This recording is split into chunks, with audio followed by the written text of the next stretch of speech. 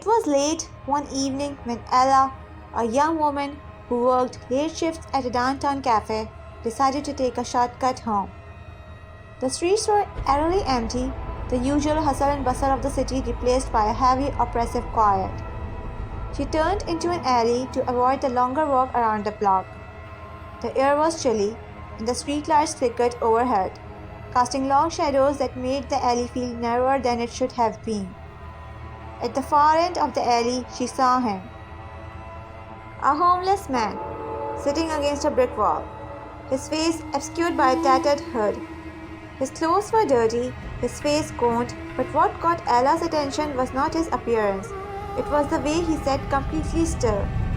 There was no movement, no sign of life, just a haunting presence that seemed to fill the alley with an unnerving tension. Ella hesitated. She had seen plenty of homeless people before, especially in the rougher parts of the city, but something about him felt off. A chill ran down her spine as she instinctively pulled her coat tighter around her shoulders and began to walk faster, trying to avoid making eye contact. Just as she was about to pass him, she heard it, a soft, raspy whisper. "Don't go that way!" Ella froze, her breath catching in her throat. She looked down, but the man had not moved. His head remained lowered, the hood hiding his face, but his voice was unmistakable. "Please," he whispered again, barely audible.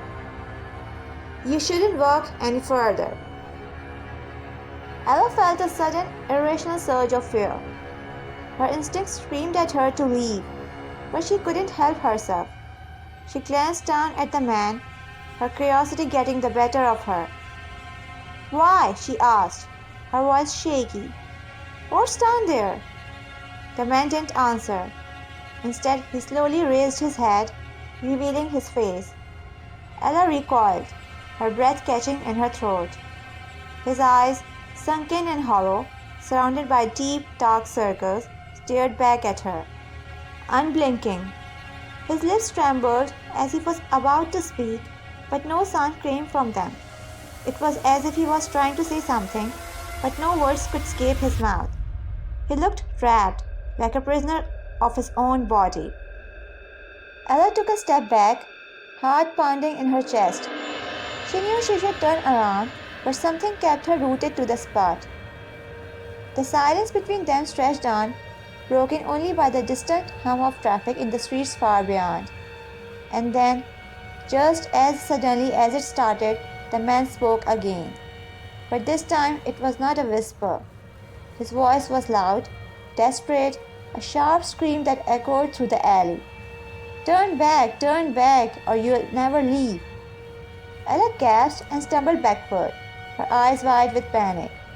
Her pulse raced as she turned and ran down the alley, not daring to look back, not even for a second.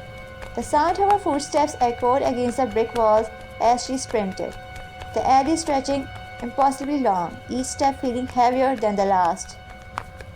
As she reached the end of the alley and turned onto the main street, she finally slowed, gasping for air, her heart still racing. She glanced back over her shoulder, half expecting to see the man following her, but the alley was empty, the street was quiet, as if nothing had happened at all. Ella shook her head, trying to calm her nerves. Maybe it all had been a figment of her imagination, a product of her exhaustion and stress. She was just being paranoid. But the next morning, as she walked to work, she passed the same alley, the same empty, quiet alley. And there, on the wall, was a single word scrawled in what looked like dirt or ash: "Run." Ella froze, her blood running cold as she looked around. There was no sign of the man, no trace of his presence at all. But the word was unmistakable.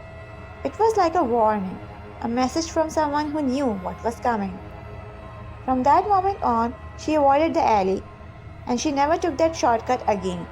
But every time she walked the streets alone, she could still feel those hollow eyes watching her from the darkness. The soft, raspy whispers would linger in her mind, urging her to run. And Ella knew deep down that the man in the alley had not just been another homeless soul.